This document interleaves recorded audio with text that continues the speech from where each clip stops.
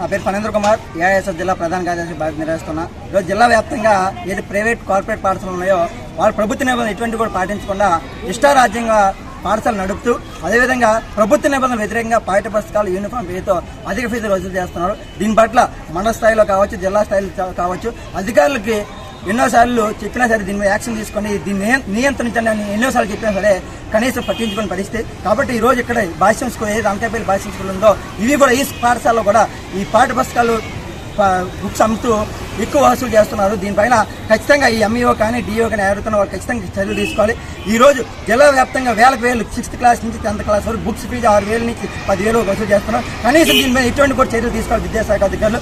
ఎన్నోసార్లు విద్యా సంఘాలకు ఎన్నోసార్లు వినియోగించుకున్నదే ఎక్కడ సమస్యలు ఎక్కడ పాఠశాలలో ఎక్కడో పర్యవేక్షించకుండా వాళ్ళు ఏదైతే ప్రభుత్వ ఆఫీసులకే పరిమితం అవుతున్నారు తప్ప ఈ పాఠశాల పర్యవేక్షించే పరిస్థితి కనిపించట్లేదు. కాబట్టి ఇప్పటికైనా డిఓ మేడం గారు స్పందించి ఇటువంటి పాఠశాలపై చర్యలు తీసుకోకపోతే ఖచ్చితంగా ఈవిడ మీద కూడా మేము యాక్షన్ తీసుకుని ఖచ్చితంగా ఈవిడ మీద ఫిర్యాదు ఫిర్యాదు చేస్తామని చెప్పి ఈవిని కూడా సస్పెండ్ చేయాలని చెప్పి మేము డిమాండ్ చేస్తున్నాం. ఇప్పటికైనా ఈ పాఠశాలపైన పర్యవేక్షించి ఇటువంటి చర్యలు పాల్పడుతున్న పాఠశాలపై తక్షణమే సీజ్ చేయాలి, చర్యలు తీసుకోవాలని చెప్పి ఏఐఎస్ఎఫ్గా మేము డిమాండ్ చేస్తున్నాం.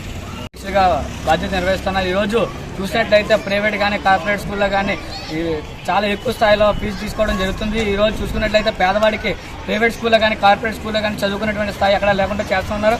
ఈరోజు చూసినట్లయితే ప్రభుత్వ నిబంధనల ప్రకారం పాఠశాలలో పాఠ్య పుస్తకాలు కానీ బట్టలు కానీ బూట్లు కానీ బెల్ట్లు కానీ ఏ విధంగా కూడా విక్రయించకూడదు. కానీ ఈరోజు దానికి ఎక్కువ ఫీజులు పెట్టి ఈరోజు పాఠశాలలోనే బట్టల షాపులుగా కానీ లేదంటే పుస్తక షాపులుగా కానీ మార్చుకొని విద్యార్థుల నుంచి అధిక అమౌంట్ కలెక్ట్ చేస్తున్నారు. కాబట్టి దీనిపైన మేము ఈరోజు భాష్యం పాఠశాలపై దాడులు చేయడం జరిగింది. ఇదే విధంగా దీనిపైన పలుసార్లు అధికారులకు వినతి పత్రం ఇచ్చినా సరే సరిగా పట్టించుకోవడం లేదు. ఇప్పటికైనా సరే ప్రభుత్వం స్పందించి దీనిపై చర్యలు తీసుకోవాలి. లేదంటే ఈ యొక్క